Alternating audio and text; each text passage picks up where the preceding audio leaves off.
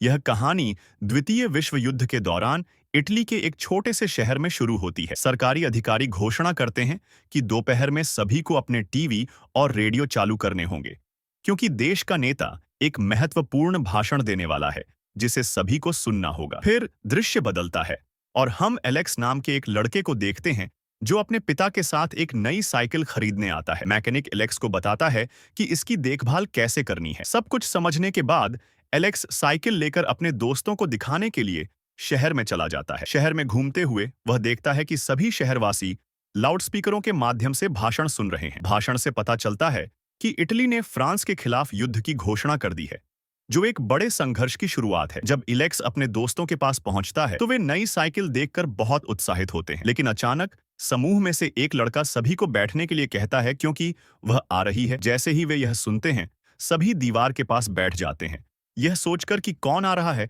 और उसका इंतजार करते हैं। कुछ सेकंड बाद शहर की सबसे खूबसूरत महिला सोफिया सड़क पर चलती हुई आती है। सोफिया को देखते ही एलेक्स के शरीर में एक ऊर्जा दौड़ जाती है और उसे पहली नजर में प्यार हो जाता है। हम देखते हैं कि सोफिया आगे बढ़ती रहती है, जबकि एलेक्स और उसके दोस्त अपनी साइकिलों पर उसका पीछा करते हैं, जब तक कि वह उनकी नजरों से ओझल नहीं हो जाती। ये लड़के अपनी युवावस्था की भावनाओं में प्यार और वासना के बीच का अंतर नहीं बता पाते हैं और इन भावनाओं का आनंद लेते हैं। इसके बाद से सोफिया का आकर्षण एलेक्स को हर जगह उसका पीछा करने के लिए मजबूर करता है, बस उसकी एक झलक पाने के लिए। एक दिन स्कूल के बाद एलेक्स सोफिया के घर जाता है और सड़क के उस पार से उसे देखने की कोशिश करता है। सोफिया फिर अपना दरवाजा खोलती है और उसे अंदर आने के लिए कहती है। एलेक्स धीरे धीरे आगे बढ़ता है और वह उससे सिगरेट लाने के लिए कहती है। सिगरेट लाते समय एलेक्स सोफिया के बहुत करीब खड़ा होता है और इससे उसके शरीर में बिजली का झटका लगता है, लेकिन अचानक उसकी नींद खुल जाती है और उसे एहसास होता है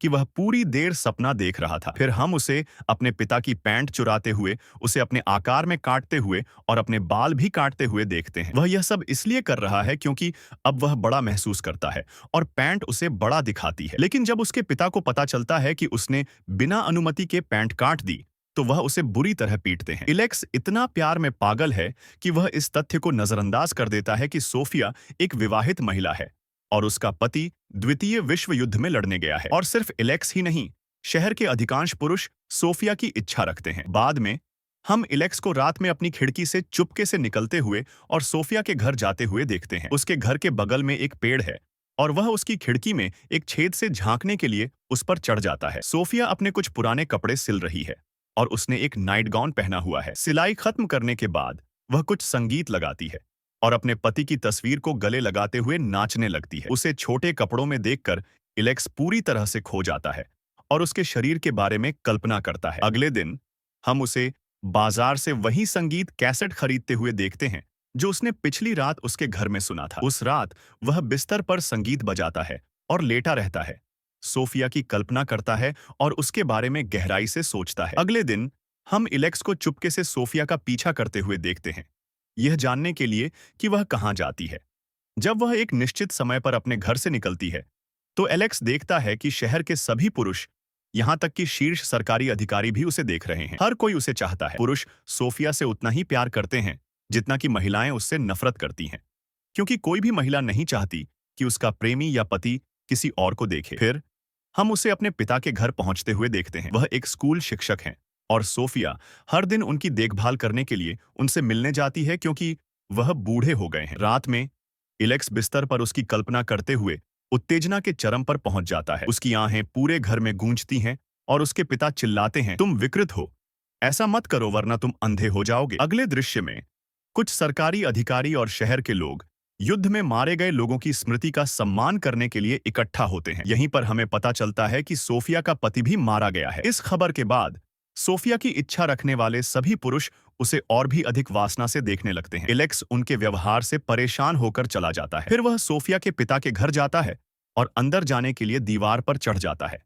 अंदर वह सोफिया को बिस्तर पर रोते हुए देखता है क्योंकि वह अपने पति को याद कर रही है। एलेक्स उसके पास जाता है, उसके आंसू पोंछता है, उसे चूमता है और कहता है कि जब वह बड़ा हो जाएगा तो वह उसकी रक्षा करेगा, लेकिन उसे थोड़ा समय चाहिए। अचानक उसका सपना टूट जाता है और उसे एहसास होता है कि वह खुली आंखों से दिवा स्वप्न देखते हुए घर के बाहर खड़ा है। कुछ दिनों बाद हम उसे फिर से उसके घर जाते हुए देखते हैं, और देखते हैं कि उसने अपने गीले कपड़े सूखने के लिए बाहर लटका दिए हैं। वह चुपचाप उसका एक अंडरवियर चुरा लेता है और भाग जाता है। उस रात इलेक्स उसका अंडरवियर अपने चारों ओर लपेटता है और उसके शरीर के बारे में कल्पना करता है। यह उसकी सबसे बड़ी गलती है, क्योंकि अगली सुबह जब उसके पिता कमरे में प्रवेश करते हैं और उसे महिलाओं का अंडरवियर पकड़े हुए पाते हैं, तो हंगामा मच जाता है। उसके पिता उसका पीछा करना और पीटना शुरू कर देते हैं। उसकी माँ अंडरवियर जला देती है और उसके पिता उसे एक कमरे में बंद कर देते हैं, यह महसूस करते हुए कि एलेक्स हद पार कर रहा है। 3 या 4 दिन बीत जाते हैं जब वह बंद रहता है और वह निराशा के कारण खाने से इनकार कर देता है, जिससे उसकी सेहत खराब हो जाती है। डॉक्टर घर आते हैं, उसकी जांच करते हैं और कहते हैं कि उसे बस ताजी हवा की जरूरत है। उसके पिता को मजबूर होकर उसे फिर से बाहर निकालना पड़ता है। इलेक्स फिर रात में सोफिया के घर लौटता है और उसे देखना जारी रखता है। पेड़ पर चढ़कर वह देखता है कि सोफिया अब शहर के एक सरकारी अधिकारी के साथ शामिल है। कुछ समय बाद अधिकारी सोफिया के घर से निकलता है और बाहर एक आदमी से टकरा जाता है, जो सोफिया के प्रशंसकों में से एक और है, जो अधिकारी से लड़ाई शुरू कर देता है। सोफिया को किसी और के हाथों खोना नहीं चाहता। लड़ाई के दौरान उस आदमी की पत्नी कुछ पुलिस अधिकारियों के साथ आती है और उन्हें बताती है कि उसका पति उसे धोखा दे रहा है। महिला सोफिया के घर के बाहर सार्वजनिक हंगामा करती है, चिल्लाती है, वह औरत हमारे पति को चुरा रही है। शहर में आग की तरह बात फैल जाती है और जल्द ही सोफिया को इस मामले में जेल भेजने की बात होने लगती है। सोफिया के पिता उससे नाता तोड़ लेते हैं और उसे अपने मामले की पैरवी के लिए शहर के एक शीर्ष वकील के पास जाने के लिए मजबूर होना पड़ता है। वकील भी उसके शरीर की इच्छा रखता है, इसलिए वह उसका मामला लेने के लिए सहमत हो जाता है। केस जीतने के बाद वकील सोफिया के घर जाता है और उसके साथ नाचने लगता है। नाचते समय सोफिया उसकी मंशा को भांप लेती है और अपने कमरे में भागने की कोशिश करती है, लेकिन वह उसे पकड़ लेता है और उस पर जबरदस्ती करता है। उसके बाद सोफिया नियमित रूप से वकील से मिलने लगती है। वह ऐसा इसलिए करती है क्योंकि उसे जीवित रहने के लिए पैसों की सख्त जरूरत है और वकील उसे वह दे सकता है। लेकिन एक दिन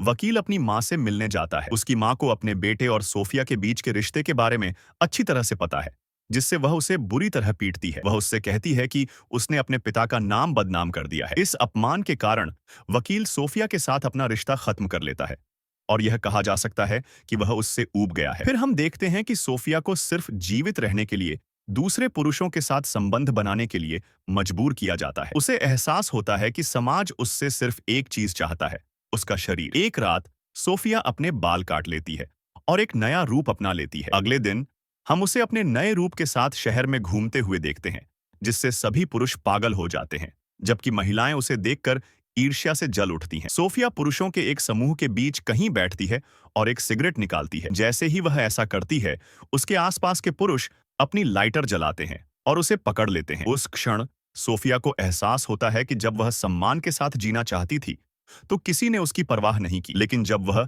अपना शरीर बेचने को तैयार थी, तो उसे सैकड़ों प्रस्ताव मिले। एलेक्स यह सब देखता रहता है और उसे यह पसंद नहीं है कि सोफिया क्या बन गई है। हर रात वह उसके घर जाता है और नए लोगों को उससे मिलने आते हुए देखता है। वह अपनी बुनियादी जरूरतों को पूरा करने के लिए अपना शरीर बेच रही है। दिन बीतते जाते हैं और सोफिया शहर में बहुत प्रसिद्ध हो जाती है। एलेक्स उसके लिए अपने प्यार के कारण अपना आपा खोने लगता है। वह अपनी भावनाओं की तीव्रता से बेहोश हो जाता है और उसकी माँ उसे चर्च ले जाती है, यह मानते हुए कि उस पर जादू कर दिया गया है, और उनसे जादू तोड़ने के लिए कहती है। लेकिन उसके पिता जानते हैं कि उसे वास्तव में क्या चाहिए। अगले दिन उसके पिता उसे कहीं ले जाते हैं और उसे आनंद लेने की स्वतंत्रता देते हैं, जिससे उसकी हालत में जल्दी सुधार होता है। कुछ दिनों बाद मित्र राष्ट्र युद्ध जीत जाते हैं और शहर में हर कोई इसकी समाप्ति का जश्न मनाता है। शहर की कुछ महिलाएं सोफिया को उसके घर से बाहर निकालकर सबक सिखाने की योजना बनाने लगती हैं। अपनी योजनाएं बनाने के बाद महिलाएं सोफिया के घर पर धावा बोल देती हैं,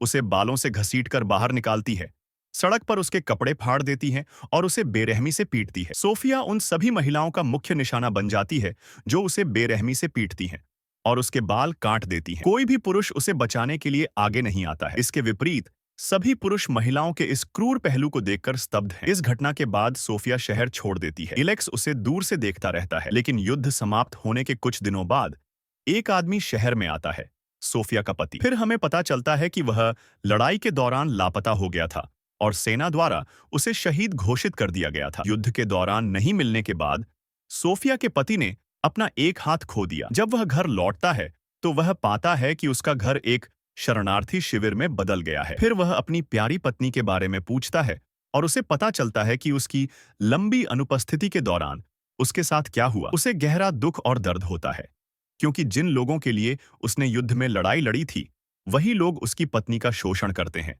और उसकी कमजोरी का फायदा उठाते हैं। एलेक्स सोफिया के पति को बताना चाहता है कि वह कहाँ है, लेकिन वह हिम्मत नहीं जुटा पाता। एक रात वह सब कुछ एक पत्र में लिखता है और उसे पति के बिस्तर पर छोड़ देता है। जब उसका पति पत्र पढ़ता है तो उसे पता चलता है कि सोफिया हमेशा उसके प्रति वफादार थी, लेकिन युद्ध ने उसे वह करने के लिए मजबूर किया जो उसने किया। पत्र में यह भी पता चलता है कि वह मैसिना शहर के लिए एक ट्रेन में सवार हुई और तब से वापस नहीं आई है। यह सब जानने के बाद सोफिया का पति उसे ढूंढने जाता है उस शहर में।